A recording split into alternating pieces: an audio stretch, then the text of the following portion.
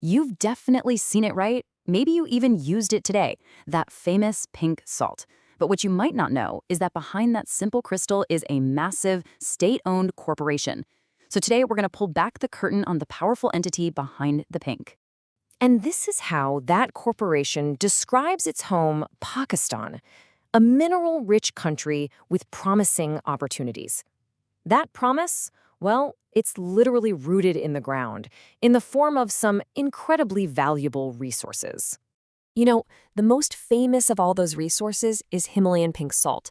It's everywhere these days. Grocery stores, fancy restaurants, probably sitting in your kitchen cabinet right now. It's become a total global phenomenon. But think about it. Beyond the salt shaker, what's the real story? Where does it actually come from? Who's in charge of its journey from a mountain to the market? And how did this one mineral become so important to an entire nation's economy? Well, let's dig in.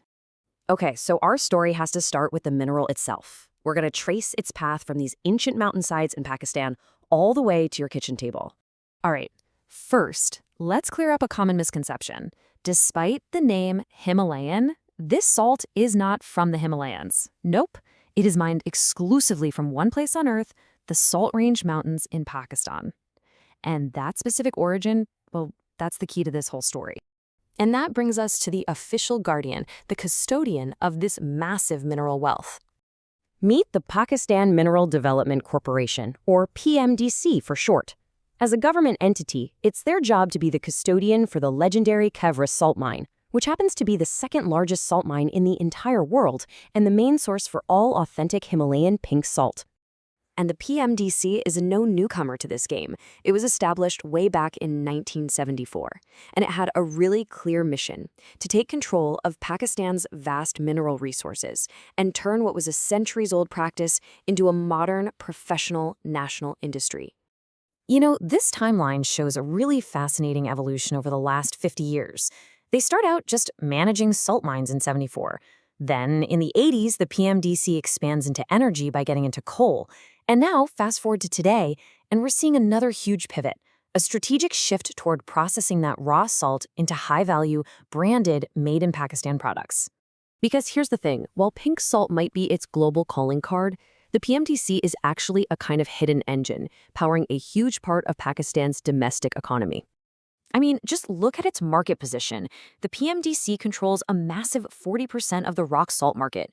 But that 5% share in coal? That's also a really big deal. It makes the corporation a key player in powering the entire nation's energy grid.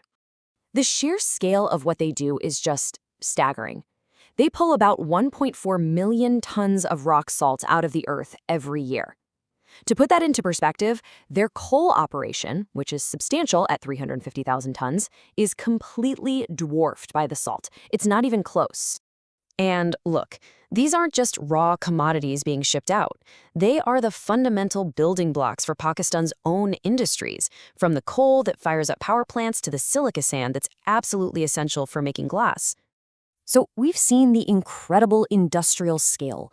But what does all this mining activity actually mean for the country and its people? Well, the impact goes way beyond the mine shaft. The PMDC's impact works in this really complete cycle. It starts with mining the resources. Those resources then fuel local industry and bring in export revenue. But, and this is the crucial part, that revenue then loops right back to fund investments in the very communities that make all the mining possible in the first place. And we're not just talking about corporate charity here. In these remote mining regions, the PMDC often acts as the main social provider.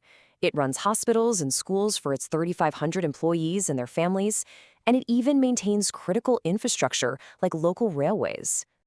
And get this, beyond all its industrial and social rules, the PMDC has created another legacy. It has transformed the Khewra mine from just a work site into a national heritage treasure, drawing in nearly 500,000 tourists every single year.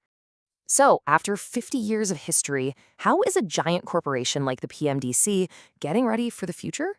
Their official motto really says it all: exploring the future. For the PMDC, this isn't just a slogan. It's about actively building what comes next, not just coasting on the past. And this slide right here shows the single biggest shift in their strategy.